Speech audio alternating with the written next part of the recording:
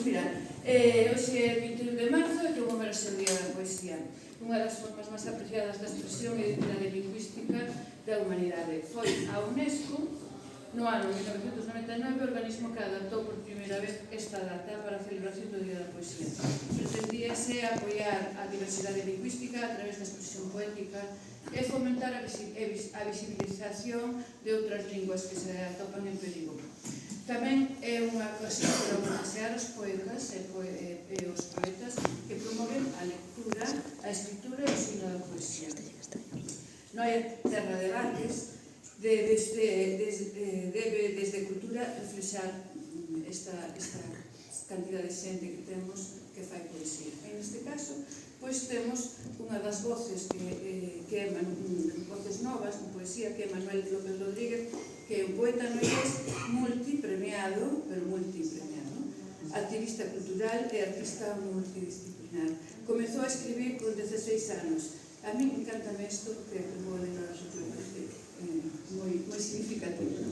Conta nunha entrevista que o detonante foi unha clase de literatura no instituto, na que a profesora esmiuzou un poema de Rubén Darío e quedou abraiado. Relata: ese momento cheguei a casa fascinado por tema e esa noite, desde a xanela do comedor, collí unha libreta e empecé a escribir o meu primeiro poema e lembro que escribín esa noite hasta 2 poemas. Hai que coñecer a ese profesor que te fixo un bo traballo contigo. O seu camiño creativo logrou ata de agora máis de 20 premios. O primeiro foi no 2008 e os últimos no 2025, co premio Filber Cala Vilariño, e no 26 a Xaquina Trillo.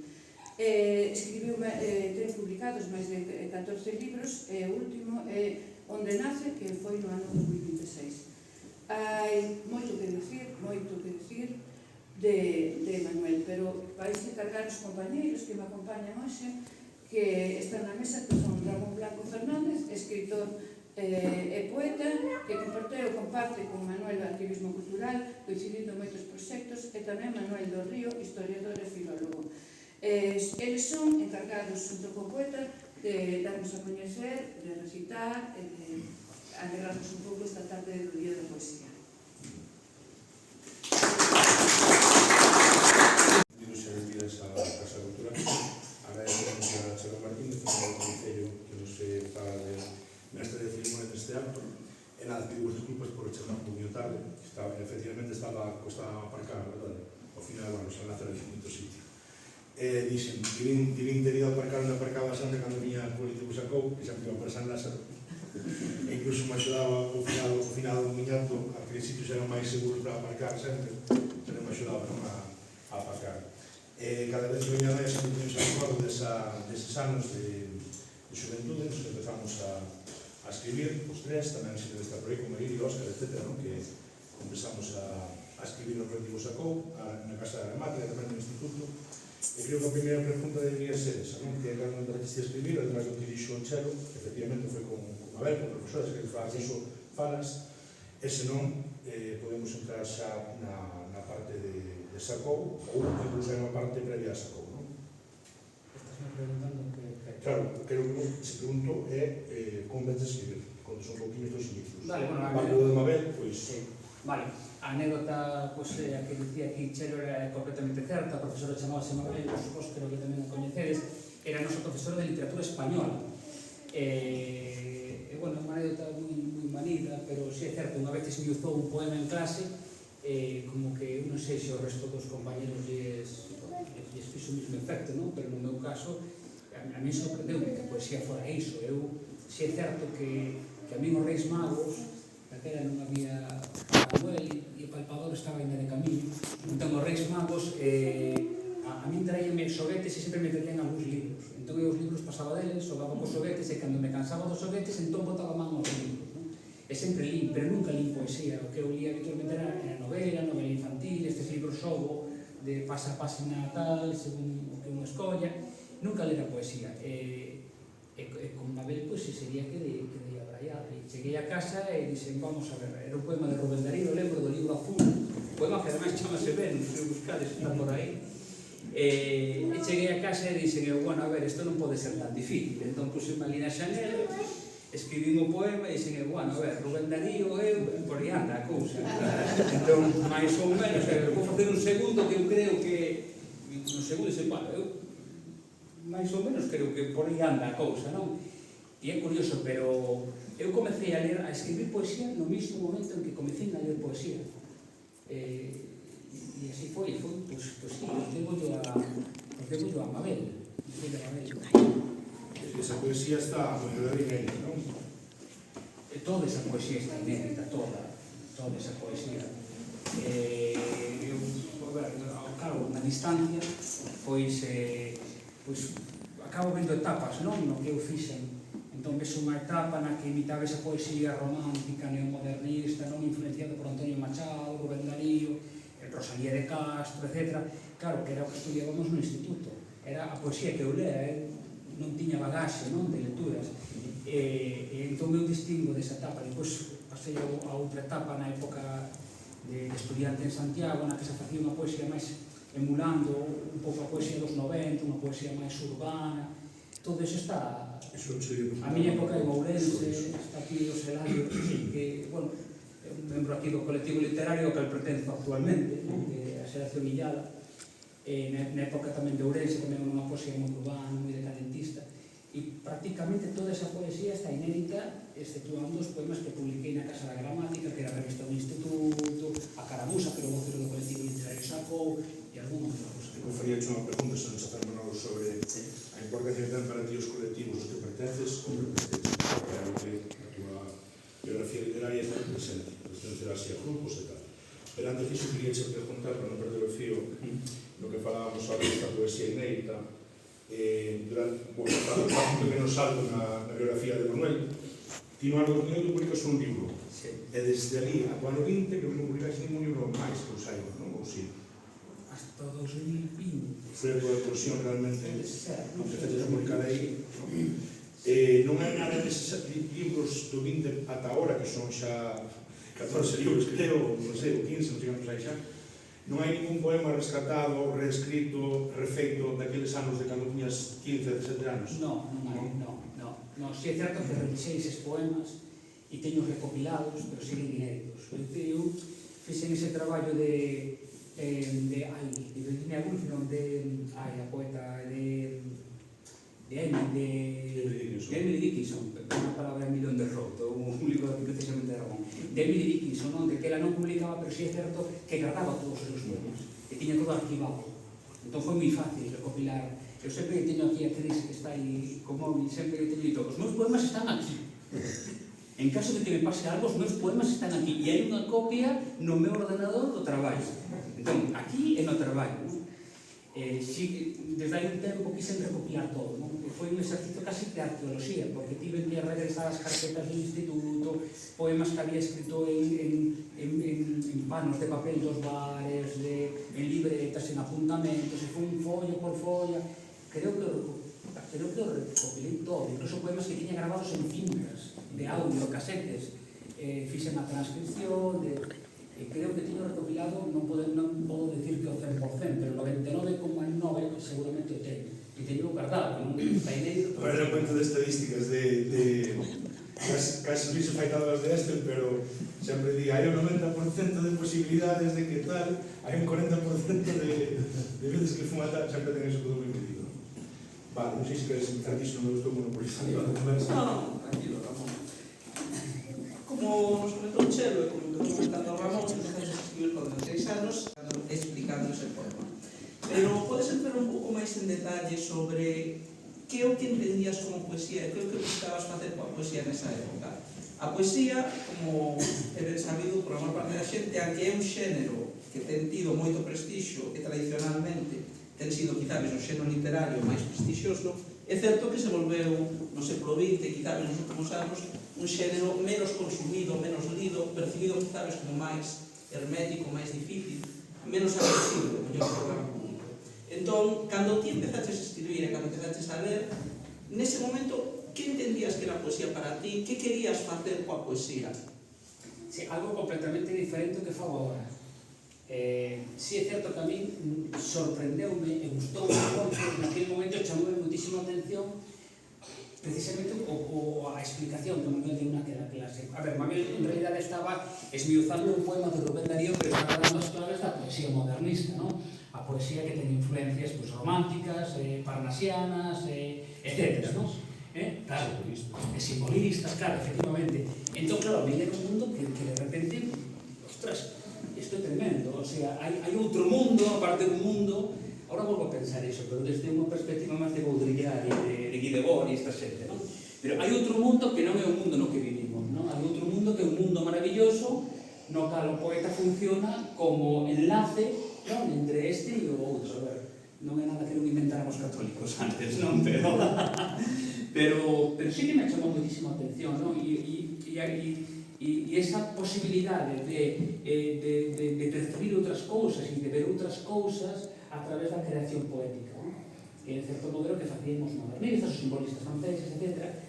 A mí era o que me interesaba. É certo que tamén naquele momento pois, eu tiña 16 ou 15 anos, pois non me acordo, era 94, por aí sería, 16 anos creo. E claro, é certo que con 16 anos tamén ves o mundo dunha determinada maneira, non? Eu sempre digo, é curioso, as cancións e que os poemas pasan igual, as cancións que cando eu era novo parecían cancións de amor, cancións dedicadas a unha muller, a día de hoxe volvo a escoitalas e son cancións dedicadas ás miñas fillas, non? E pasan un pouco cos poemas, cando ves un poema de amor, daqueles anos digo, perfecto, un poema perfectamente caído ás fillas, non? Claro, evidentemente cambias a maneira de entender, non? Eu sí que cambiei a maneira de entender a poesía varias veces, non? E algo que vai evolucionando e que vai cambiando, pero, bueno, sí, claro, cando empezas a escribir poesía, pois empezas, cando eres tan novo, ou al menos así foi no meu caso, non? Eu creo que non foi nada rompedor, eu creo que o 100% dos rapaces que empezan a escribir poesía sendo moi novos empezan desde esa óptica. Pero relativamente pouco despois diso, que empezaches 15, 16 anos, 2, 3 anos despois, xa tes unha estética diferente, xa pasaches quizás a outro tipo de lecturas que che foron redireccionando cara a outro tipo de escritura, empezaches a conectar moito con escritores dos 90, das chamadas xeración dos 90, quixera que explicaras un pouco cal foi ese itinerario intelectual de lecturas, pero tamén de escritura, que che levou a cambiar cara a outro tipo de obxectivos e cara a outro tipo de escrita, e cales eran eses novos tipos de obxectivos, eses novos tipos de escrita que buscabas. Pois aquí hai unha anécdota intrahistórica. Mira, estás me preguntando cosas que además parecen moi bonitas, porque hai unha anécdota intrahistórica que non adoito a comentar. Cando estábamos no instituto, eu empecé a escribir no instituto, pero desde a completa soidade. De feito, tiño unha libreta vermella, onde iba escribindo os poemas, pois fixen 20, 30, non me acordo. E iso era antes de coñecer a ninguén. De súpeto empezou a aparecer xente no instituto pois, que escribía, que facía relato, que pintaba, pois eu que sei, estou me acordo de Vanessa, por exemplo, de Iago, e apareceu daquela aparecer a Xoan, Xoan Fernández, que era o membro do colectivo Sacou, empezou a aparecer certa xente, non? Que iba a decir eu? Como foi? Claro, resulta que isto foi evolucionando, non? Empezamos a facer como pequenos grupos dentro do instituto, non? E aquí Ramón vai non negar. Bueno, para todo isto, para mí é un honor que estean Manuel e Ramón facendo unha entrevista, non? Porque son grandes amigos, además tamén de escritores e creadores, pero naquele momento había como dos grupos no instituto, e eu víos moi claros, non? O mellor era unha cousa que solamente vi eu, e había o grupo dos do M15, o grupo dos que faltaban a clase para ir ao M15, e había o grupo dos que non sei se faltaban a clase para ir a un bar que estaba un poquinho máis abaixo. Estamos falando da Rua do Ferrador, ou a da Majuán, un bar que está pois, pegadinho ao Saiñeiro. Ahora creo que ten o nome a Carboeira, creo que ten ali o cuartelín da Carboeira. O M15 estaba máis arriba, onde despois se montou un kebab, non? Do Ferrador. Entón, algúns iban ao M15 e outros iban ao da Majuán. E resulta que os do M15 éramos os que defendimos esa estética máis neorromántica, máis apasionada, el amor, el club dos poetas muertos, neste plan, non? E os de baixo, os do Amazona ríanse de nós, non? Decían, estes flipados da parte de arriba, que eles escribían máis desde a realidade, non? Escribían do día a día, citaban cousas como coches, como semáforos, cosa que nós azul, era só azul. E entón houve como unha especie de, non de enfrentamento, pero sí de pique. E eu recoñezo, non? Ese pique, de feito, acordome que houbera un certame de poesía noia, onde me presentara eu, e os do M15, que ali estaba Xan, daquele estaba Manuel Mariño, ali que ele estaba poniendo copas, non decía nada, pero andaba así, efectivamente. Andaba por ali, escoitando o que dicíamos. Estaba a rapaza esta que está contigo no instituto, como se chama? Irene, Elena, era a xente que nos juntamos arriba, non? E abaixo estaba un chaval que se chamaba Borja, estaba o dono do bar que era Heriberto, e nos metíamos a Ramón nos apodos de abaixo. E entón, cando eu acordome de presentarme a ese certame, xa dicirme, pero ti como te presentas a isto? Se van a presentar os de abaixo, van a ganar os de abaixo, van a ganar os de abaixo, eses que non sienten na poesía. En realidad tiñamos unha perspectiva moi grunge. Nós sempre decíamos que éramos existencialistas e o que éramos fans de Nirvana. Ese era o noso problema. O curioso é que ese certame gañei no eu, non? E de segundo quedou un chaval que era Fly, que Dani, que tamén o metíamos nos apodos de abaixo e Borja quedou... De segundo de eu. Que de segundo que era Chestín, vale. De terceiro quedou Fly, correcto. E Borja quedou sin premio. E, bueno, nos fixemos primeiro unha xuntanza que creo que ti viñeras a tomar algo, pero despois de que ti marchaste fixemos unha festa como que lle gañáramos os de abaixo, non? Aí, conto todo isto porque os de abaixo precisamente eran os que defendían esa estética máis dos 90. Acórdome dunhas palabras que me dixera a mí nunha discusión con Heriberto, decir, deixa de escribir as musas e escribe as nosas. Non lle escribas as musas e escribe as nosas. Claro, é o que decía aí. É curioso porque a mí sí é certo que Heriberto, que era o dono do bar da Dama Juan, sí que me influiu moitísimo. Sí que me fixo un pouco recapacitar e acercarme a esa poesía máis urbana, máis de relatar o que estaba acontecendo no día a día, claro, relatar a miña vida de adolescente, pero claro, era unha vida máis real, non? Se me permites, creo que non vou desmentir nada, que non veño aquí a crear polémica. Vai dicir que non é No, non é certo. O outro día, se me entrevistan a mí, contaré a miña versión. Cando falas de Heriberto, Juan, todo isto, claro, eu creo que tamén coincide. Ti despois cambias a tua forma de escribir un pouquinho do estilo literario que dices antes, non? Creo que tamén ten que ver non só o feito de coñecer a xente que ten outra estética, que ti podes cambiar de forma de escribir, senón o feito que ti nos poetas dos 90 creo que te interesaba a súa parte performativa, sabes? De sair aos bares, que para non ser algo novo daquela, pois en día está moi manido, pero daquela empezaba con esa poesía, había poesía a públicos que non éramos habituais, que non éramos dese salón, senón que era cafeterías, pubs, sitios así usuais. Sí, eso era. Eu que iso te interesaba a ti. Sí, pero tamén é certo que eu entrei un pouco nese... Pero non son eu, o que quero dicir é que no momento en que te abres a esa forma de poesía espectáculo, coñeces a xente que escribe de outra forma diferente. Iso como me refiro. Sí, tamén. Sí, tamén, claro, que é un pouco as características da poesía dos 90, non? De recitar nos bares, non? Esa idea de... bueno, está aí Óscar Sandón, esa idea de levar os poetas aos bares. Óscar sempre decía, no, o que hai que facer é quitalos. O que hai que facer é sacalos dos bares, por Dios. Pero se agora teníamos esa discusión sempre, verdad? Sí, acordamos, pero eu iba a forza, por exemplo. Sí, é certo que hai dos autores que debo citar e que si os coñecín na tertulia da Majuana, entre a xente de da Majuana, que era, e que os citou, que os citaba continuamente Borja, que era Manolo Rivas, na súa pretente poética, e era Kiko Neves, que acabou se convertindo nun dos meus poetas preferidos daquele momento. E sí que me influíron moito, pois coñecín a moitos outros. Claro, creo que iso tamén foi desencadenante que fixades eses grupos como o Grupo Avilés, que se falamos a iso, se nos estamos entrando moito nesa parte tan primaria da poesía, non? Dijo, a ver, se queres avanzamos un poquinho cara a Majuana, non? Sí, Avilés foi un grupo que se creou con eses rapaces que estábamos no instituto e foi un pouco a xente do M15, non todos, pero bueno, algúns, estaba Vanessa Rodríguez, acórdome, estaba Freddy Peralta, estaba, bueno, había xente. Tamén estaba Dani Concordado, non? Estaba Dani, Dani Prieto, bueno, xente que, bueno, algúns fixeron cousas, outros non? E dai naceu o Grupo Avilés. Ainda teño... En realidade foi un intento, porque non se fixo prácticamente nada. Intentamos sacar un voceiro que chamábamos Avilés. Eu teño original, aportado, o logotipo, pero nunca chegou a sair o voceiro. xuntabas unha tasca daquela. Xuntámonos tamén no Ferrador nunha pizzería que era Pertuti. Íbamos a comer pizza. Íbamos a pizzería Pertuti, estamos en un pouco na... Eso é a rúa literaria de Noia. Pero después todo fichado. Todos. Despois foi o chino. E depois foi o Chino, efectivamente, onde tamén, depois os do colectivo acudimos ao Chino.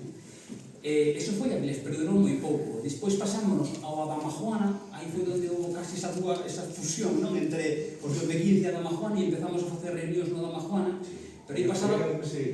Claro, e iso foi totalmente en realidad do colectivo Sacó, porque aí foi onde empezou a vir Manolo, empezaches a ver ti, empezou a vir Anxo, non sei, empezou a vir Nacho empezou a vir, non sei se Nacho, por aí, hola Nacho. Empezou a vir Nacho, acordome de avisarme un día de ir por o estanco e decir este tipo que me pinta de querer facer cousas. É curioso. Antes, agora daríame vergonza, daquela facíamos, non tiñamos vergonza por nada. E con Anxo, con Nacho, era presente, o sea, facendo un grupo que si despois sacou, non? Sí, eso empezou no Adamajuana, fixose unha tertulia da Adamajuana. Eu non estaba ainda a partir. Sí. E de aí, esa tertulia desapareceu, despois durante unha época como camareiro falábamos moi en alto, falábamos de política, de filosofía, e, bueno, éramos moi escandalosos, o tipo do bar empezou a entendeu que non éramos vos clientes e que lle botábamos fora o resto da clientela. Entón, o tipo que facía era subirlle o volumen moi alto a música para que non pudésemos falar, pero que el non sabía exactamente a nosa capacidade de volumen que nos tiñamos, e hasta que nos dou a entender de mala maneira, bueno, de mala maneira non, con indirectas, que bueno, entón marchámonos dali e fomos para Tascatí, típico bar de Avilés, e ali estuvimos un tempo hasta que un día se nos planteou a idea de renomear o grupo, de sacar unha revista, e aí naceu Sacou e a revista Caramusa. Aproveitando que falas agora dos por dúas cousas, aparte da tua faceta de escritor, tes unha faceta de dinamizador e activista cultural de moi cedo. Entón, queríache preguntar, primeiro, pola situación lingüística da tua escrita, empezaste a escribir en castelán e despois pasaste a escribir en galego, tes algúns poemas dos primeiros en castelán ou sempre escribiches en galego? E segundo, en que medida esa faceta de dinamizador cultural constitúe un pilar fundamental desa primeira etapa e quizás ainda agora da túa actividade cultural? Sí, o primeiro conxunto dos colectivos, etc. O primeiro conxunto de idioma. Eu viña de ler un único poema, que era Venus, de Rubén Darío. Entón, eu cheguei a casa e o meu primeiro poema escribino en castelán, emulando a Rubén Darío. O segundo tamén. Non sei o terceiro xa. Pero nesa libreta vermella, que terá uns 20 ou 30 poemas, había poemas mesturados en castelán e en galego. Pero inmediatamente, foi inmediato. Depois hai unha libreta laranxa, da mesma época, o sea, cuestión de meses. Inmediatamente me pasei só e exclusivamente o galego. E é que eu, as cousas son así, bueno, por circunstancias da vida e eu que sei, os nosos pais educaron dunha maneira moi diferente a como nos educaron a nós. Entón, educaron na idea de que o idioma galego era un idioma malo, era un idioma sin futuro, de que, etc. Entón, eu era castelán falante, pero eu era curioso, porque eu era castelán falante, fui un castelán falante creo que ata os 17 anos. Fui un castelán falante querendo pasarme ao galego, pero levaba querendo moitísimo tempo pasarme ao galego e non encontraba un momento de poder facelo. Porque, claro, a xente que te comunicas habitualmente en castelán, de repente falas en galego, creas unha barreira, non? Hasta que un día o fixen, non? Fixen en Santiago, hasta convertirme en monolingüe galego, non? Que outra cousa podo ser, non? Sendo galego, non? Entón, sí, é certo, non? E esses primeiros poemas, son algúns poemas escritos en castelán, o 99,9% da miña produción poética está escrita en galego. É certo que moito máis adiante escribín algún que outro poema tamén en castelán, é certo, pero tamén o escribín en asturiano e tamén o escribín en catalán, por exemplo, non? Bueno, non vou dicir que o escribín en portugués, xa que entendo que o portugués e o galego son o mesmo idioma, non? Pero si, digamos, escribir en portugués no padrón portugués, o sea, a grafía portuguesa, non? Non considero nada malo, non? Pois utilizar outros idiomas, non? Alén do teu idioma propio, pero sempre entendendo cal é o teu idioma propio, non? E dándolle a preferencia lingüística nunha porcentaxe, no meu caso, do 99% do idioma galego, non? Pero sí, certo, o meu primeiro O primeiro acto público teu foi aquí mesmo, na biblioteca arriba. Sí, na biblioteca arriba, Na sí. biblioteca. Estaban todos estudiando, ninguén me facía Eu caso. estaba ali, Estaba Ramón facíame caso Eu estaba e ali. Borja estaba ali tamén. E que, bueno, Recitar as Mareas de Luz, que era o teu primeiro Sí. poemario, supoño. sí. Non sei que máis se iba a preguntar ahora a Rezo dixo Manol, pero Non non sei, sei que o activismo cultural, sí, eso veu máis tarde. Eso veu máis tarde e veu con relación á defensa do idioma galego, xa tiña máis en conta as miñas ideas, non? E veu un pouco a ver do colectivo literario Sacou. O sea, eu non fui un activista, eu si fui un poeta antes que Sacou. E eu non sei se seguiría sendo poeta sin Sacou, posiblemente sí, ainda que Sacou foi para mí un impulso importantísimo. Pero posiblemente sí. Pero activista ni de broma. O sea, o activismo cultural de Goyo totalmente, colectivo Sacou, e en parte feito de escribir tamén. O sea, bueno, hai aquí amigos de Sacou, non? E de Óscar Nacho, non sei se era máis, vos dous. O colectivo Sacou para mí foi, non foi unha cousa boa, foi unha cousa imprescindible. Para mí, personalmente. Para mí sí. E o activismo cultural, ainda, eu aprendí a facer actos o colectivo Sacou. Despois, cando o colectivo Sacou se foi disolvendo, non? Que é algo normal, non? Os colectivos van e veñen. Pois despois foi cando montei a plataforma da Feira do Alcohol, que durou moi pouco tempo, onde, bueno, montei unhas cousas, non? En parte tamén colaborando con algúns dos ex-membros do Sacou, entre eles vos, non? E bueno, agora, por certo, eu teño o honor, bueno, pertenzo a Terra de Outes, a Asociación Terra de Outes bueno, que hai do Concello Viciño, estou tamén en varias ligas, pero entre esas ligas temos aquí a Eladio, estou moi orgulloso de pertencer a Xeración Illara, que é un colectivo de Ourense. Onde estaba cando eu estive en Ourense? Sí, realmente a revista Inviable.gal, que está en aberto, para nós é como un medio onde os escritores se poidan expresar. Nós o que pensamos cando empezamos coa revista, que vamos con o número 70, é dicir, vale, a lingua está ben, as asociacións están ben, pero logo os nosos escritores onde se expresan. Ou todos os escritores conxuntos que podamos ver unha revista que se fale de cine, de cómic, de poesía, por que non se poden expresar en conxunto? Entonces foi un poquinho esa idea de dar como base, non? Porque nos parece que non había ninguna nin que fixera. Entonces aí, pues, evidentemente, tengo que contar contigo porque para o primeiro nivel, ¿verdad? Eso está claro. Conectando con Ourense, que va criado nos finches o poemario Muller Noite na Rúa, quería preguntarte os poemarios que publicou na revista Caramuxa, que sacaba o colectivo Sacou. Estamos a finais dos 90, comenzos dos 2000. Entón, quería preguntarse como te plantexabas os xeitos de chegar ao público a través da tua produción poética. Nesa época era moi habitual a circulación de fanzines, o colectivo Sacou tiña esa revista, a Caramuxa, onde publicábamos poesía. Creo que había xa algún intento de revistas en rede, creo que lembro que había, chamase Andar 21, era unha página que non sei se publicaches algún poema naquela época. Entón, queria preguntarte dúas cousas neste sentido. Primeiro, como vías as posibilidades e que medios pensabas emplear ou considerabas prioritarios para chegarlle a un público lector, tanto en persoa como a través de medios publicados? En que medida eses espazos onde publicabas influían e determinaban o xeito en que escribías?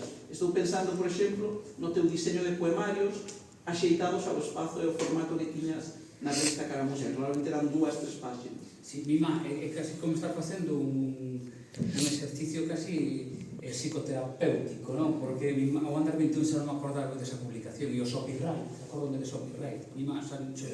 Alén dos blogs tamén. Pero os blogs daquela ainda non naceran, Os blogs do foi nese momento que nós creo que o Sacou tiñamos unha cousa rara, que era que fixamos revistas cando xa a revista empezaba a florecer, sabes? E collemos a entrada dos blogs, non entramos nela, depois sí que entramos máis tarde a nivel individual, sabes? E foi o teu caso que foi do ano 2007 ou 2012, se non me equivoco, María Berta, unhas entradas brutais, que tiñas máis de 1000 seguidores. Sí, sí, no no, Bravaría. Pero non, entenderei. daquela non a pasada. Ele tamén era moi hábil porque usaba unha técnica de bombardeo, non? De sempre publicar todos os días 2 ou 3 publicacións. Foi unha non sei se ten que ver con Imanolo, pero foi outra vertente da túa actividade cultural, non? O tema do estar no bloco millo daquela que chamaban. Sí, vamos a ver, eu cando me paso a poesía, cando deixo esta poesía neomodernista, me paso unha poesía máis de corte urbano, máis formal, máis a caída, que a xeración dos 90 eu distingo dúas etapas, non? A etapa cando estuve en Santiago, que escribía desde unha óptica, bueno, desde unha óptica máis urbana, nostálxica, eu sempre teño ese problema, non? Ninguén pode sentirse tan só como non está Son tanto, claro. Pero eu creo que ese poema, eu creo que se é na época de, teria que mirar, non sei se é de Santiago ou de Ourense, sabe?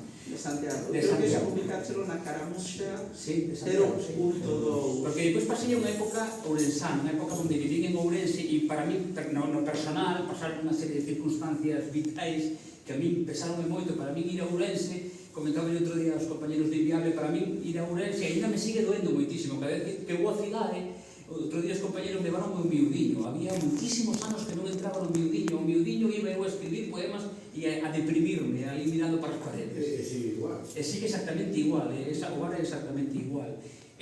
Ourense para mí foi unha época, foi como unha baixada aos infernos, non? Entón escribía desde esa óptica igualmente, pero xa con todo máis depresivo. Cal era a pregunta? Os medios, correcto. Eu naquele momento non me importaba onde podía escribir.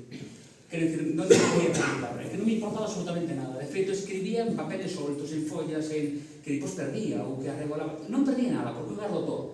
Teño o síndrome de Diógenes, entón gardo todo. Guardaba todo no medio de libros que iba lendo, iba metendo servilletas, no outro metía un folio, no outro...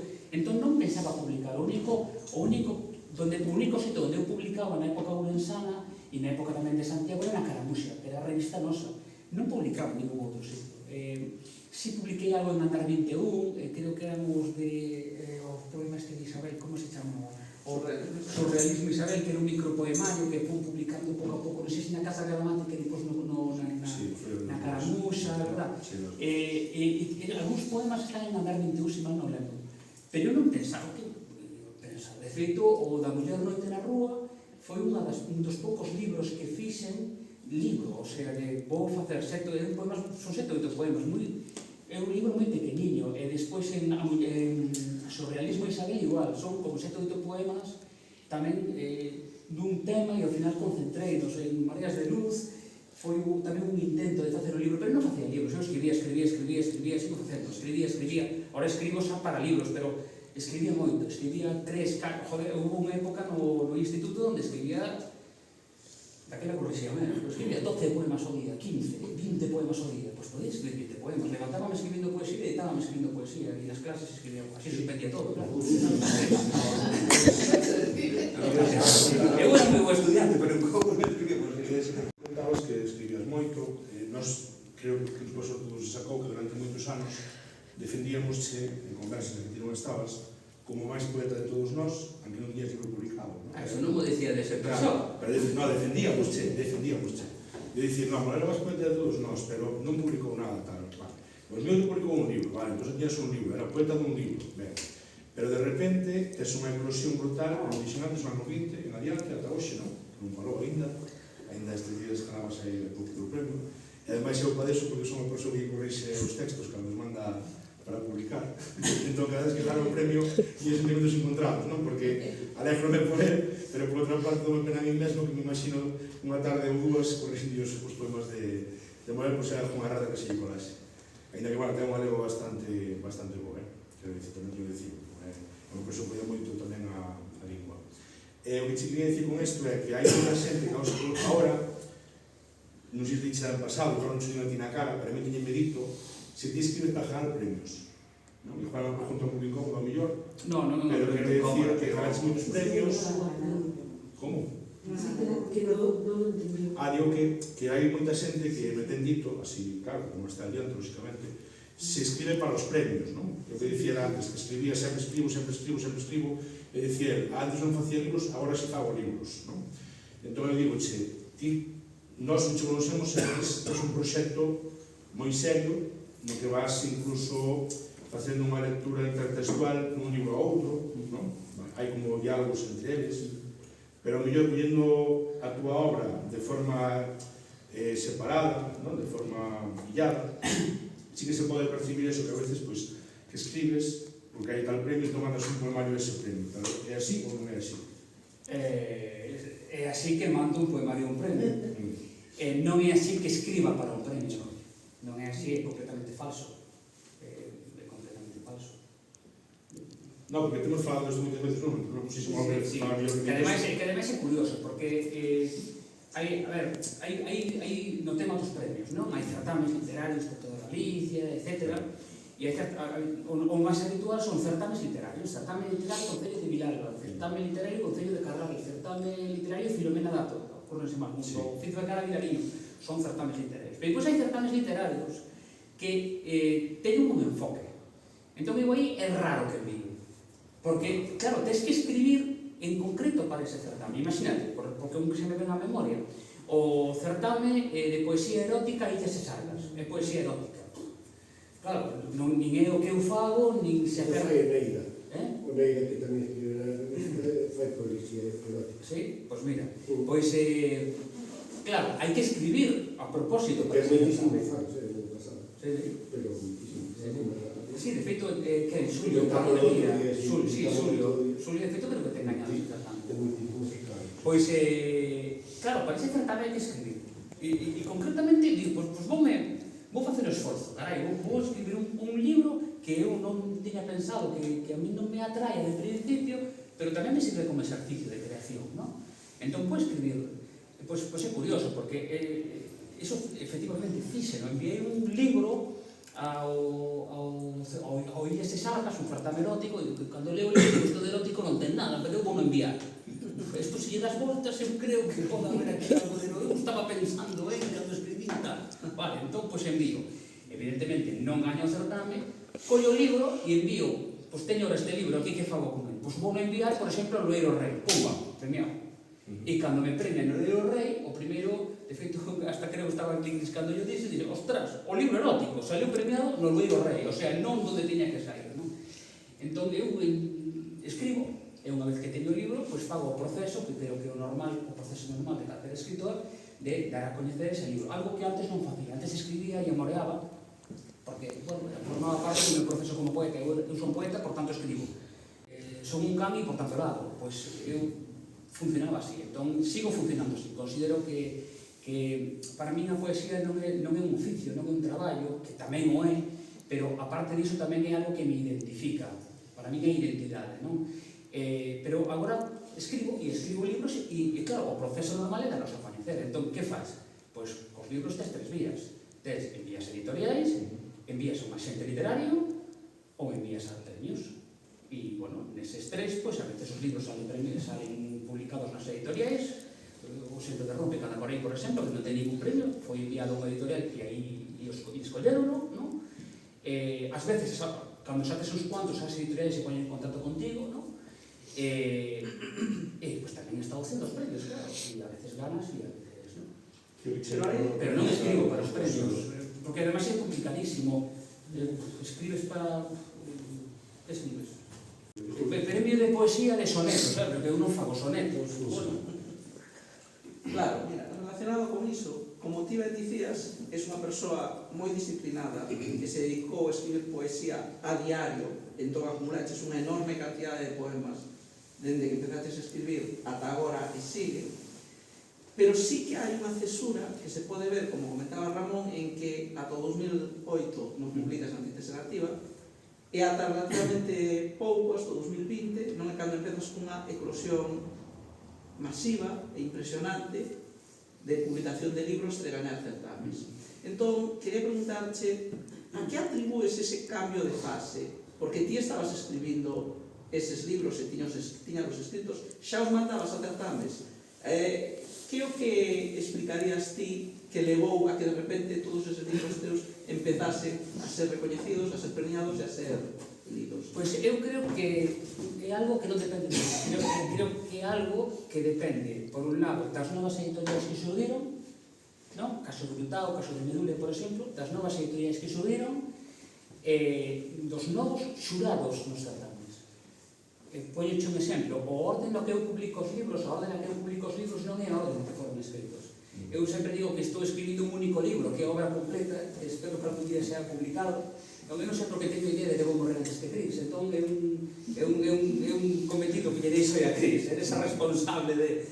Non? Pero eu creo nun único libro, por eso os libros están entrelazados entre eles, non? E creo nun único libro que é a obra completa, pero o que digo, que os libros non están publicados no orden no que foron escritos, porque se salen publicados, pois cando salen publicados, cando se aceptan, cando sale premiado, caso de nas pulsacións.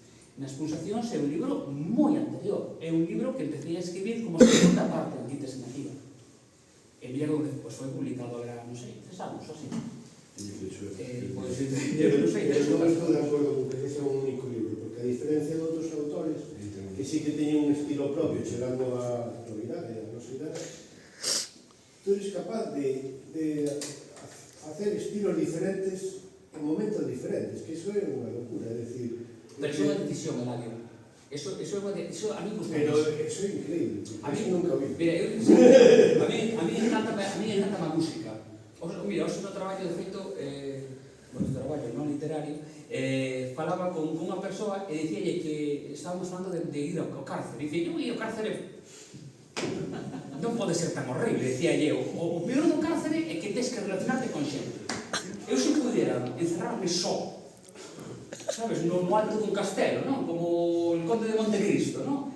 Se puderan encerrarme só e me deran dúas cousas, música e libros, eu sería feliz, non? Digo, entón, quero dicir con isto que a mí hai dúas cousas que me apasionan, non? A hora de escribir, a hora de ser creador, a literatura, pero a hora de ser, non? De ser receptor de todo iso, encanta máis, de todo tipo de arte. Ben, no tema da música, e fago a comparación de por que eu pego eses saltos tan grandes e fago libros tan diferentes, non? Libros que non teñen nada que ver uns con outros e libros que incluso non se me recoñecen, non? Eu en música é que me gusta máis David Bowie que AC/DC.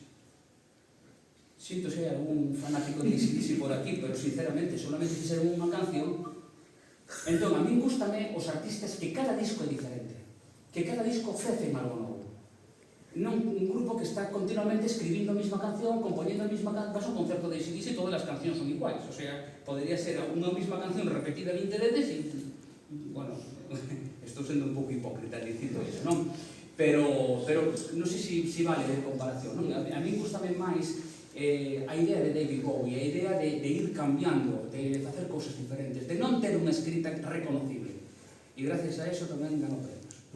Porque se me reconoces, estoy seguro que non nos dá. O domingo que vemos está aquí un libro. Presentar tamén este libro en Negreira, homenaje. E, por certo, perdonade por inciso publicitario, animo vos a que cometedes algún libro ao final do acto. Prometo a recitar aquí por máis cosas que sabes o seu estilo. Este libro que tedes aquí, como vou abrir, porque mantén a sorpresa, pero creo que vai desvelar algunha clave desa nova maneira de escribir que tedes, non? Quero dicir, vas dar claves de lectura que antes o mellor non teníamos. Sí. Da forma de escribir o poema como unha, aquí sempre chamamos un caligrama, tamén unha concepción así moi arquitectónica, tamén moi influída pola tua visión do mundo da arte, non? Da tua creencia polo mundo da arte, polos teus estudios de arte que fixeches. Se queres falar un pouco disso, de como construes o poema, non sei se a mellor é moi técnico isto para sí, bueno, houve épocas, non? Desde esa época na que escribía, pois, por facer de conexión, hasta esta outra época que escribía o que realmente pasaba, porque realmente consideraba que tiña que ser eu herdeiro, eu e outros, que tiñamos que ser herdeiros, non? Bueno, isto non é algo meu, isto é algo totalmente da selección dos 90, non? Temos que ser herdeiros e, ademais, firmar aquí o testimonio do que está a acontecer na nosa época, e isto facémoslo a través da poesía, pois, direi caraí, depois pasei a unha época máis formalista, nunha época na que a forma era o importante, o poema tiña que estar ben estruturado, ben feito, incluso, isto foi unha cousa que, unha ida de cabeza enorme, na que a comunicación non era importante, en parte sigo pensando, a comunicación non era importante, pero que si o era a través da forma, o sea, a propia forma era o significado, a maneira na que estuveran dispostos os versos eran o que comunicaban ao lector o que tiñen que dicir, non? era unha cosa un pouco complicada de facer. Actualmente isto nun momento experimental. E ti crees que a tua poesía, que temos tamén falado moito desto aí nos anos, crees que é unha poesía fácil para que a xente a entenda? Eu creo que toda a poesía é super fácil. Sí. Sí, eu creo que toda a poesía é super fácil de ler. Escoita, a ver, sobre todo na nosa xeración, non? Na xeración que estamos aquí, non? Nas xeracións que estamos aquí, non? Que xa temos algunha idade e tal. Cantos non escoitamos música en inglés sin ter eu acordome cando era preadolescente había unha canción que nos encantaba que cantábamos todos e de Final Chanson. De Final Chanson era a nosa canción preferida e non importa o significado. Sí, o que pasa é que na poesía, sobre todo na túa, non hai só rima, nin ritmo, nin esquema mantío, hai conceptos tamén moi importantes, non? É o que falaba antes da arquitectura, e tes unha concepción, como dixo, moi espacial do poema. Sí. Tamén se influen o que falaba antes con Manolo, o que falaba Manolo antes, non? Das cidades onde viviches, as experiencias vitais, como todo o mundo, evidentemente, pero tamén tes, como dixen antes, creo, un proxecto no que faz como unha especie de poema de uso, pero con un sentido conceptual tamén, non é só forma, creo eu, non sei. Sí, en algúns libros sí, non. En algúns libros sí, en outros non. Pero eu sí creo que o lector ten todas as armas que necesita, ten todas as ferramentas que precisa para coller un poema meu de calquera persoa e ler. A lo menos esa é a miña concepción da poesía. Ten absolutamente, si é certo que despois hai lecturas máis profundas. No, evidentemente, que canto máis bagaxe cultural teñas, máis vas a disfrutar disso. Pero iso pasa ca música, iso pasa coa arquitectura, mesmamente, coa escultura. Canto máis bagaxe cultural teñas, máis podes profundar, non? Na obra, non?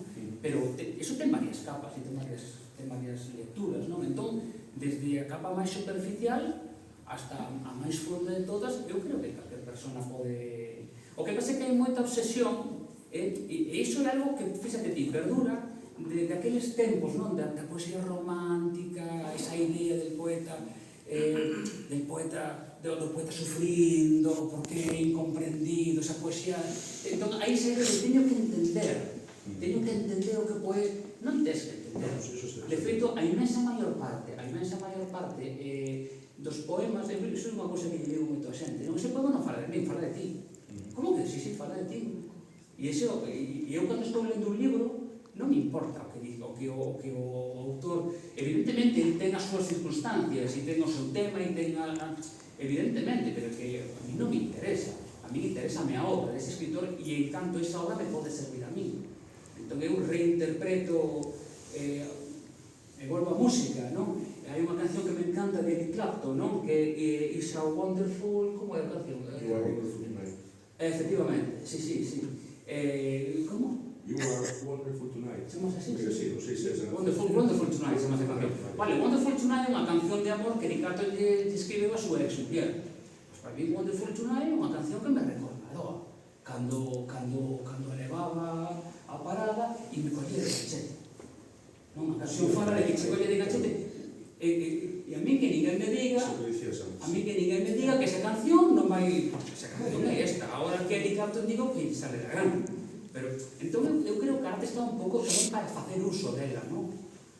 A canción a tu lado de los secretos que todos conocemos, non? Hai xente que di que fala da droga, hai xente que... Para mí, a tu lado sempre foi unha canción de suicidio, tíos suicidas. Pois, non, parece ser que é unha canción tamén dedicada á filla de Urquijo, non? Podemos explicar un pouco mellor, é fácil e difícil. Eso que así, pois, ao final, non? Eso están haciendo algo para ver esas diferentes etapas, todo o que están Tengo comentando. aquí que explica, que me parece que os diría que non é fácil ni difícil. É dicir, da sardiña me parece O da que? que se entende. Se a sardiña chega en caixas, Ao que publiquei en que sí. publicaches, se a sardiña chega en caixas ao porto, así e deste xeito chega a bordo, en redes e a vernos. Sinto o ritmo da canción a rubir corpo arriba, a melodía das luces proxectadas contra os televisores, afastadas en círculos. Se as sardiñas chega en caixas ao porto, coido lembrar o teu alento lento, nun baile lento, nese lento lugar, non olles, non. se as sardiñas, deposito a melancolía na praia repleta de néboa marrón e vermella que o cobre todo, fiscamos a declaración, derrúbase a derradeira árbore que ninguén escoiza acaso existe, se a sardiña chega en caixas ao porto, así deste xeito chega a bordo, en redes a berros, o mariñeiro chega a casa e dorme, e o neno durme, meu ben durme, cala, viño as dormir, se a nación é anulada, se a nación obedece, non hai nación, non hai se a sardiña, miña terra, meu lar. Un aplauso.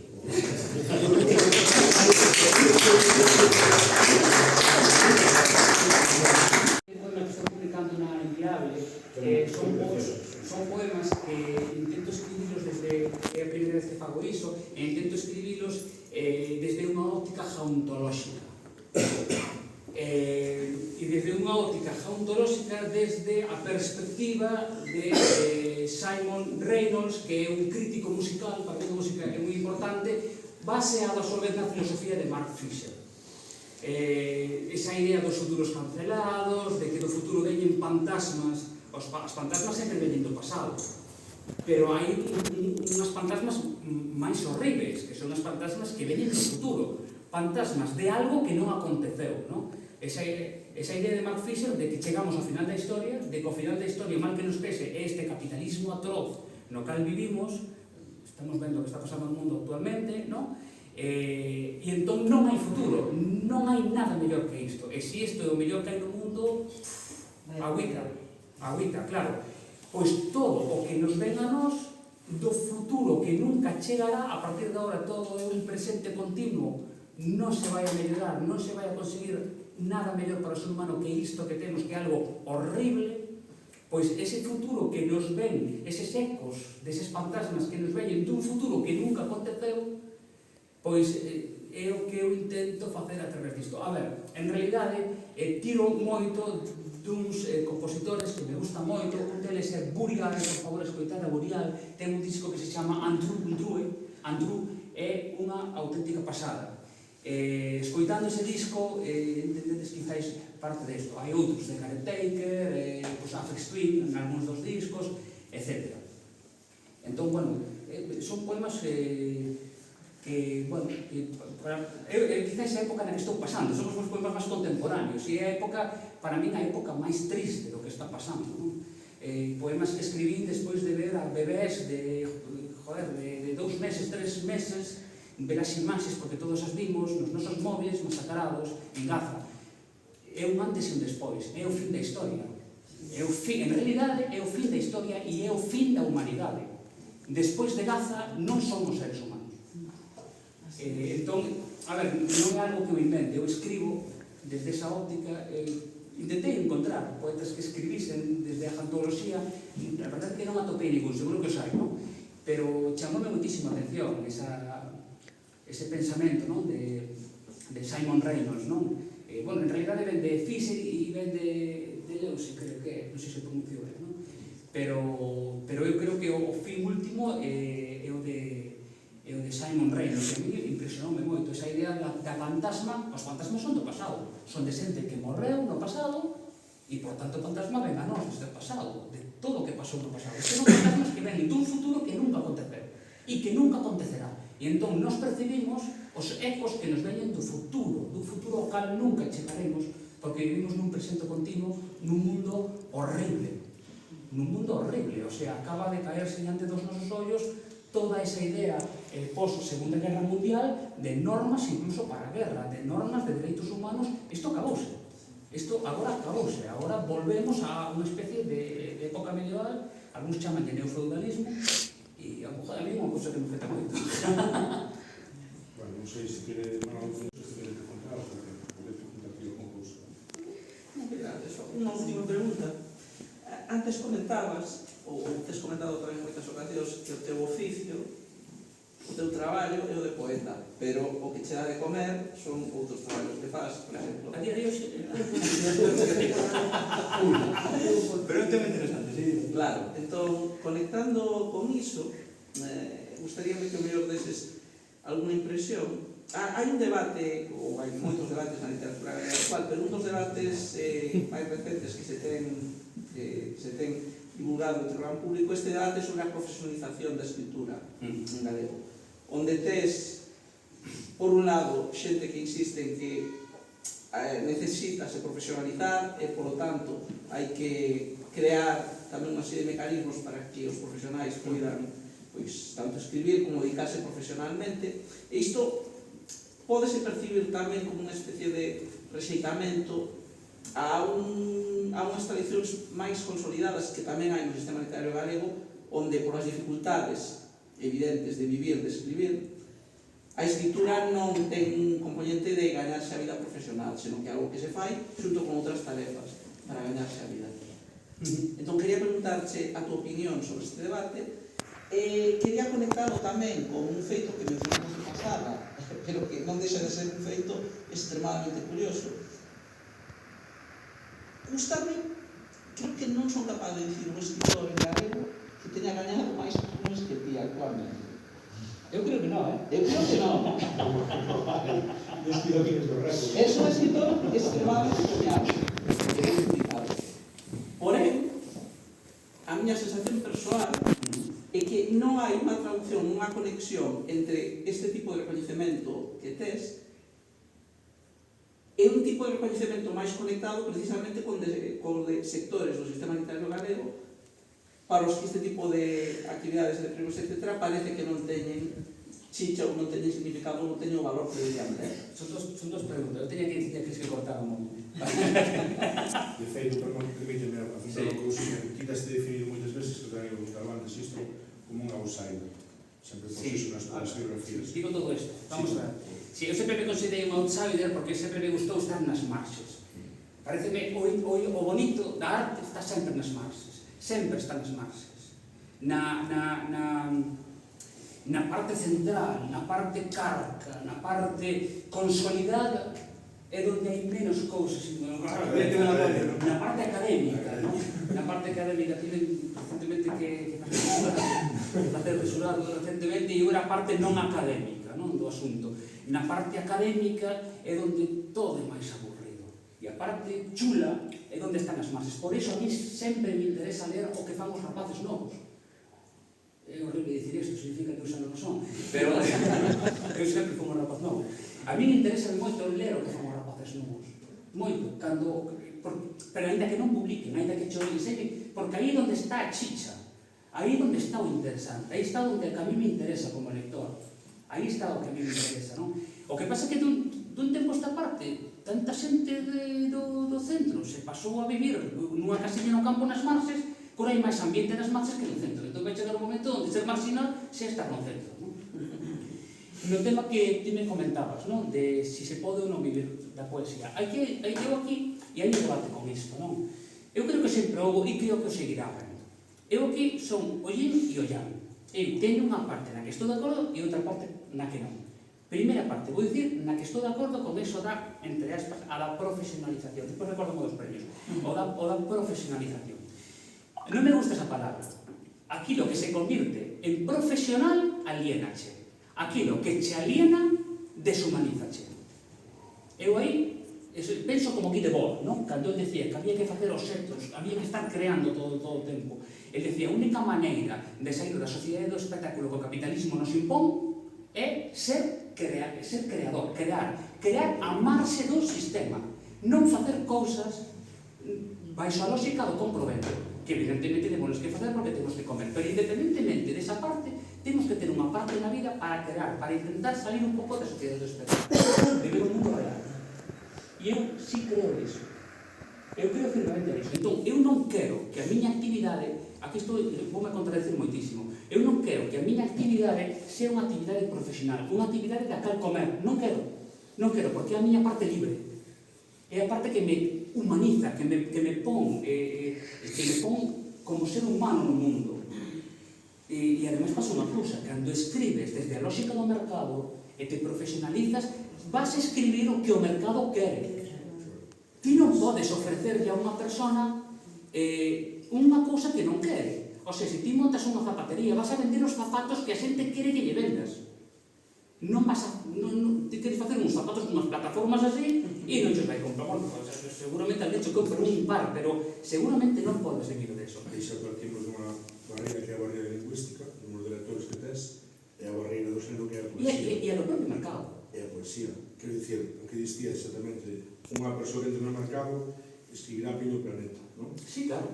É un poeta, se pode ir, iso será un influencer que fai poesía. Vale, pero non é poesía, dito non é poesía, pero bueno. Dito isto, e é un tema que está tamén, non, falando, dito isto, vamos a ver, e bueno, está aquí o Sinchelo, que moi amablemente me convidou a viraos aquí. Este acto, por certo, está organizado polo Concello de Cultura do Concello de Noia. Menos mal, que ganas de que se fixeran estas cousas, non? E de que haxa teatro no Coliseo, e etc. Vamos a ver, se un concello ten cartos, non vou citar a orquesta, porque sempre cito. Sempre cito, pero bueno, cando digo o precio da orquesta, todos sabemos que aquí dúas orquestas me referir.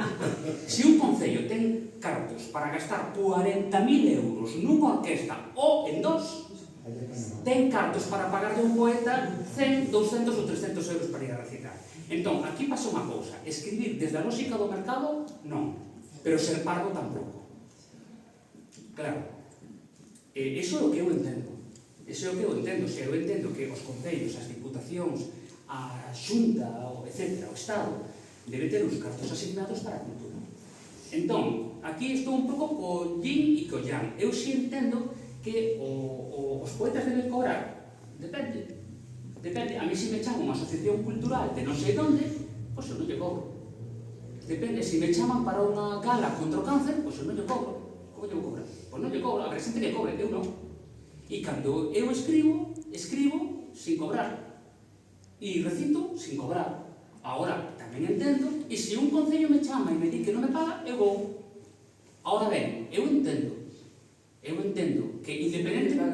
A mí sí, por exemplo. Eu entendo que independentemente do que eu faga como persoa e de que eu decida ir a un sitio ou non, cobrando ou sin cobrar, independentemente deso, eu creo que, carai, si se gastan 40.000 euros en traer unha orquesta e vamos arriba e folo de líder, eu entendo que se se gastan 40.000 euros niso, eu entendo tamén que a xente que lle gusta, perfecto, pero se se gastan 40.000 euros niso, ou 30 ou 20, dependendo da época do ano na que sea, carai, pois haberá 100 euros para pagarlle aos poetas, ou haberá 200 ou 3, non sei, o que cada poeta considere. Pero eu volvo á primeira parte e insisto, se escribimos, non só na escrita, calquer tipo de actividade artística, se se fai desde as lógicas do mercado, que é moi legítimo para que non faga, eu creo que aí vai haber sempre esas dúas tendencias, non? De xente que faga e xente que non. Eu respeto as dúas tendencias, sabes? Eu non considero que unha sea peor que a outra. Ahora, a mí, personalmente, interésame arte en canto que me rehumaniza. E en canto que me rehumaniza e me leva a relacionarme cos meus iguais, que a miña xente.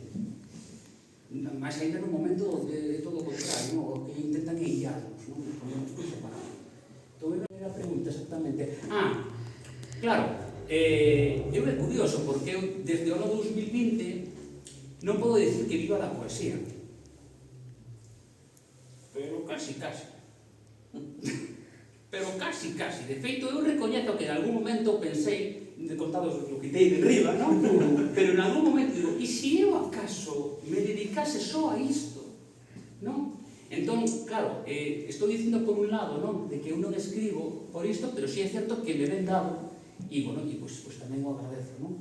E o dos premios era o de... Perdón, decías? Sí, que... Si non me considero... Ok.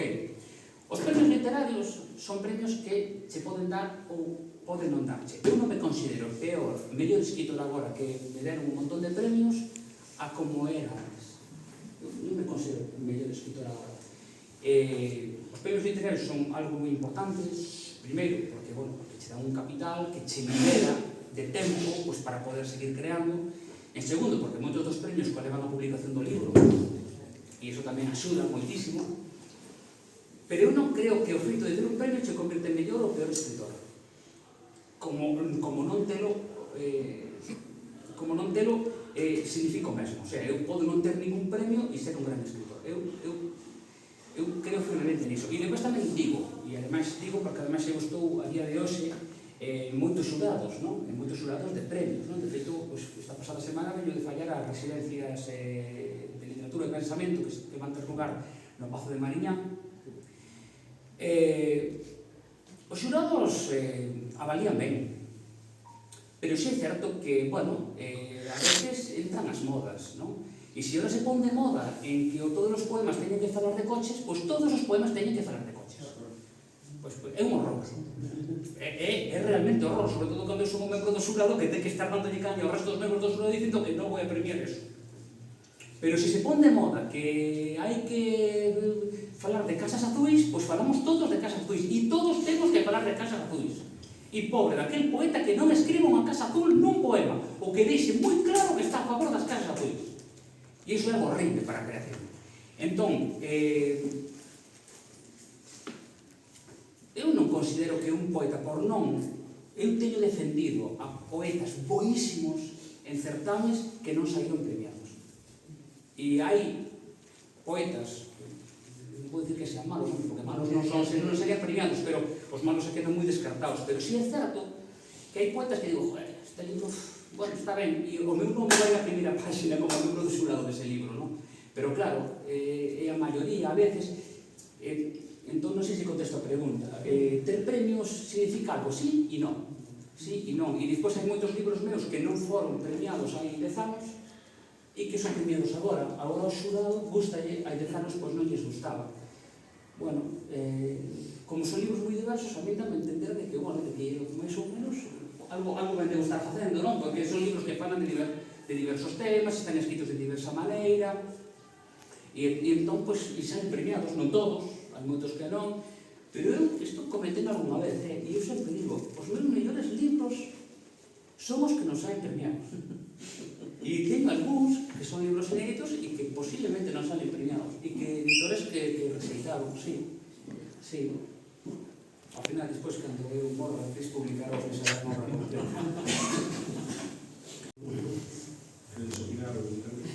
Si nos recitaran un poema que hubiese sucedido, por eso nos gustaría. Que sea para ser o non sei o que sei. Non sei. É que claro, non, pásame de rompe. Bueno, por que vou recitar un poema de rompe? Vou recitar un poema de rompe porque desde onde non nace é un libro que non pode ser recitado. Se o nada despois comprobaré de Sí, señor. non, despois, igual, se non o compran. Vale.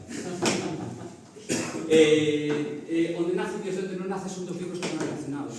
De feito, para entender un e entender outro, necesitas un de outro, estrategia de marketing de primeiro de carreira. Bueno, para seguir co marketing, para que non me esqueza, pois é a segunda parte de desde onde non nace. O sea, que compras los tres. Bueno, as ideas se dixeron en romper, pero... O sea, 3x2 o eso. No, é unha bioloxía que fala dun tema en concreto, non? A idea de que unha persona se convirta en sombra. Son libros que, desde onde non nace, por exemplo, se me permitides digo, é un libro que temáticamente fala do maltrato. En xeral, fala do maltrato en xeral. De feito, o protagonista, que moita xente pensa que é unha muller, non, é un home. O protagonista do libro é un home, é un home tornado en sombra. Non? Eso é desde onde non nace, non?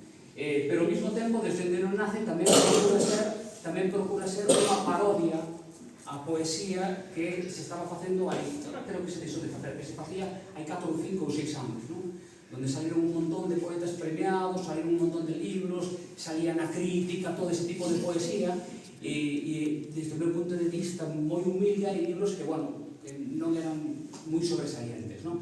Entón, dixen, bueno, vou facer un libro parodia, pero vou facer un libro parodia, pero vou non facer ben, o sea, detrás do libro parodia, que é unha lectura, hai unha historia, e esta historia, pois, aproveito para contar isto. E ao mesmo tempo, nese libro, desenvolví unha nova forma, digamos, experimental, non?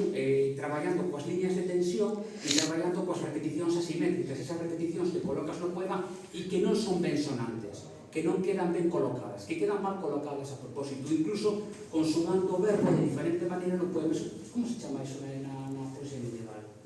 Cando Deixo ben. O lisacre, cando consubas o verso de diferente maneira. Se o doble un motor, depende. Pois eso. Sí. Pensaron moi, pois mira, todo está pensado. Se repite o doble, se repítese o xugado, pois é o motor. Pois eso, pois Son o no motor. mesmo Claro, pois por a parte, o poema que está na contracapa de Desde onde non nace, pois fai eso, é un poema pequeno. Entón, por eso escollo cualquier que máis se sae aí. Tamén é o libro máis personal.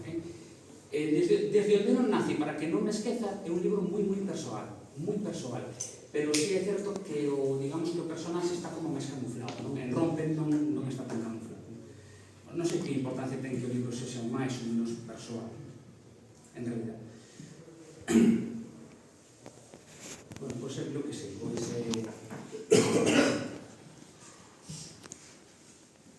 pois este, un libro con influencias de The Cure. Vou ir a ver agora pronto ao Porto. A día de hoxe é unha das miñas bandas favoritas.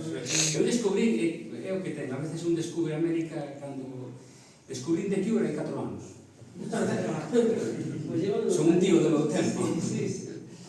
E di así: véxote pasar por diante da porta, a negación do transcorrer mentre sollamos o pozo que Heráclito nunca chegou a comprender. A obsesión cega esta extremidade que escribe con ansia humana. Houve un tempo no que escribía desde unha terraza aló no alto erguendo o Papa Bentos. Véxote pasar por diante da porta, luz que reflicte o murmurio depositando na madeira do chan o verdello reseco trocado en alimento para as raíces deste fogar. Finalmente xa non espero ningunha das túas correspondencias. Tanto como pelexamos, tanto, só eu sei da túa ausencia.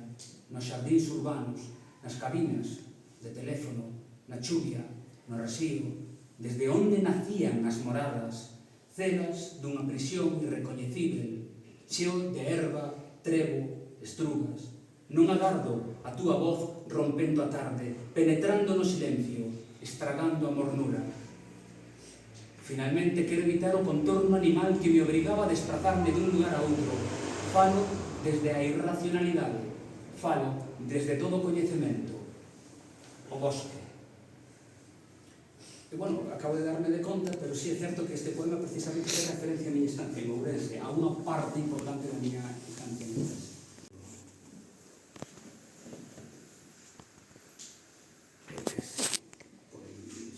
Esto tiene que tenerlo preparado, ¿no? Vamos a ver. Este creo que é un poema a prol da liberdade creativa, da absoluta e radical e total liberdade creativa. Diría así: atravesar a noite voando as manchas, nube que hasta parto da luz, desde exacta sombra cruz, firme escachado, moras en cada fenda que me aterra, a porta de madeira na noite deixando caer a pintura no chan. Quizáis o faro ilumine desde outro extremo da piedade nunca antes coñecida deste xeito. Rañar coas mans o concreto, procurando trazar unha liña en cada un dos vans abertos en ruínas dunha construción onde xa ninguén reside. As ondas batendo sobre as rochas con toda forza. Aquel día nada íamos tirar do noso coñecemento alén do custe do mar nos lentes. Fomos visitar o fogar dos mortos. Ti querías chimpar o valo, eu liscar a xiña e continuar co queixume. As moradas escoitaban. Un pescador apañou un lorcho e deixouno morrer en riba do espigón desde onde Anabel desexou medir a forza que máis tarde había posuído o autómata que agora escribe esta canción. Un pescador barruntou contra toda a intención de salvar o mundo. Houve un cruzamento que no sentido contrario a onde estaba permitido entrar, entramos. Xa que estou, vos digo, utiliza como espazo a zona de Corrubedo, a zona de Rianxo, onde está aí Ramón Torrado, aquela cruz de Rianxo. E eu que non sei se recitar o último de aquí, por exemplo.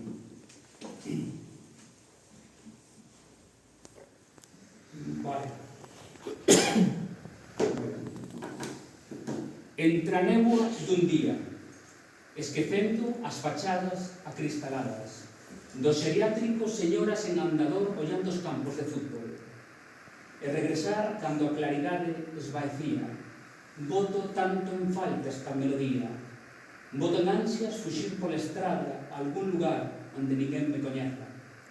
Esta liña marca o sorriso mentres a porta pechas. Quizais eu non pensaba do mesmo xeito. A alfombra diante do tronco e o autocar vermello. Sabía que nunca máis íamos vernos. Alguén estaba tras da madeira. Non chames pola derradeira. Ora, amósame só o son do asfalto mentres vai recompoñendo a urbe contra de la sombra. Os dedos que anhelaban acariñar o matea do sofá e trouxeches os zapatos doutros pés para que os puxese, e baixamos a persiana. Adorei ver as luces diante do depósito de auga e a través da chudia. Despois deitei o teu carón coa televisión apagada e ti me díchesme como quen fai súa unha terra que non posúe. Eras a pel resignada erguendo a cabeza. Todo estaba para o salto de balcón. Vou sen coñecemento e Ícaro arrebolouse. O sombreiro a carón da rosa dunha vida que finou na presa fuxiría. Se me deixades ler un poema de pero para que sabes o tema este da sombra e da ironía, a poesía que se estaba facendo aí uns 4 anos aquí en Galicia, e non sei se aparece tamén o das repeticións aquí. Eu son a sombra, murmurio das raias trazadas en descomposición pola auga que descende da xanela. Eu son a sombra, era verquendo o zume de laranxa nos meus pés ela, chamando coa porta aberta, amando-me tanto. Eu son a sombra, todos me nomean o xeito do desprezo a través dos soños da constancia de ida vitale. Quero leite morno así como sae da vaca, dixo a miña boa, primeiro erguerse. Despois apañou os vales metálicos e foinos meter na hucha. Eu son a sombra. A pedra dos lavadoiros dunha aldea que xa non é nosa. Só a galería do fogar na casa do 19 e a luz, escribindo na ira, esquivando as follas da viña. Eu son a sombra. Entro e non ves de min máis que a paisaxe do real a ser modificado por dentro. Eu son a sombra. Respiro no teléfono se me chamas para darche vida. Non sei, acabamos aquí ou...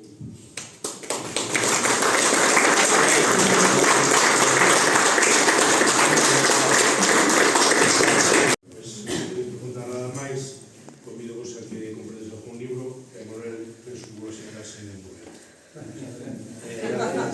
Eu sí que lle diría que non se meterá no castelo, porque senón vai acabar con poesía. Pode ser. Gracias por recurrir, estudiar poesía, gracias tamén a Comunidade de Noia. Sí, se me deixa dicir unha cousa. Sí, Bueno, teño que agradecerle a Cris que estuvo aí todo o tempo gramando todo isto, non sei onde tempo leva de pé. Bueno, pues grazas. Bueno, agradecervos a moitos a que viñeran desde aquí, moitos de vos son desconhecidos, entón, de verdad que para min é importante. Quero agradecer moi especial a xente do Colectivo Sacou, de verdade, Iria, Óscar, Nacho, bueno, Ramón, Manolo, de verdade que eu sen vos seguiría sendo igual de guapo, pero seguramente non teria escrito tanto e non teria feito tantas cousas. Ao mellor teria aproveitado mellor o meu tempo tamén, penso que foi unha gran homenaxe hoxe a aquela avidez de que o grupo Pretérito Voso, e noso tamén, non? En parte, a tasca típica, que xusto mañán fai anos que morreu o gran poeta de Noia, Luis Taramancos, e estamos nun espacio e demos tamén a él como sabedes. Nada, viva a poesía.